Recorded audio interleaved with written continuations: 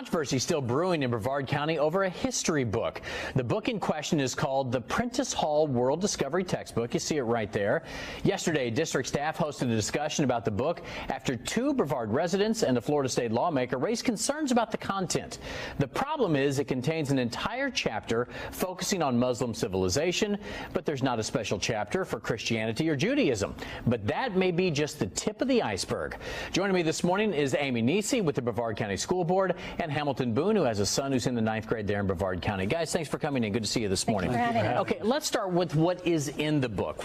Amy, with you as a school board member, what has you most concerned when it comes to this book? What has me most concerned is the very slanted bias throughout it. It's a very sanitary version of the history of Islam and Muslim civilizations. And on the flip side of that, there are missing links in the book. As I pointed out to you, 9/11 is a couple of sentences. The Holocaust is less than a paragraph, yet we devote a whole page to global warming.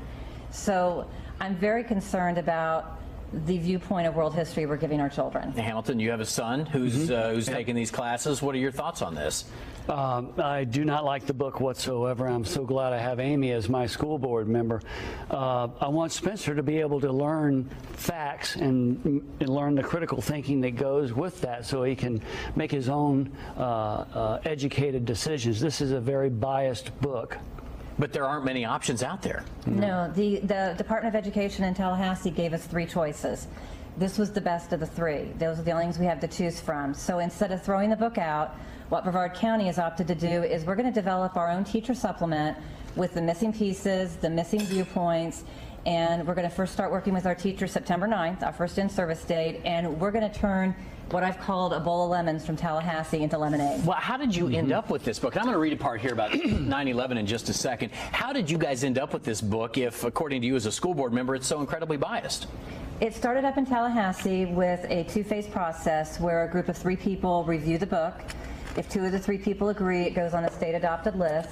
Then it comes to the district level.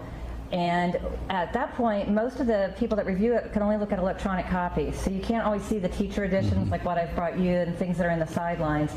But we're only allowed to judge it on its usability in the district, not on the content. Okay, I want to read this part about 9/11 because the biggest terrorist attack in U.S. history, we're talking world history here, and it's just a couple of lines. It says, after the terrorist attacks on the U.S. in September 2001, President George W. Bush declared a war on terror. In 2002, the U.S. sent forces to Afghanistan where the terrorist plot had been hatched. That's it? That's it. That's all these kids are going to learn about 9/11.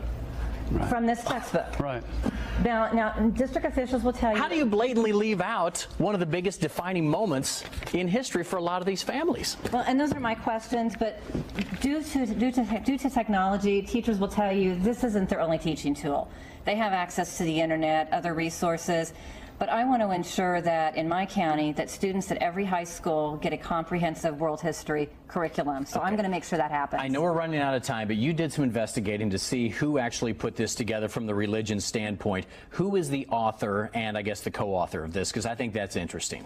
In terms of the religion aspect, the gentleman is by the name of Shabir Masari, and he heads up a group that used to be called the Institute for Islamic Education, whose premise for the whole organization is to have a bloodless revolution and change American textbooks and curriculum. And there's a lot of things about females in here about how good it is in some Muslim countries. Who's the female author of the religion part? Her name is Susan Collins, and she is a former student of that guy. Of that guy.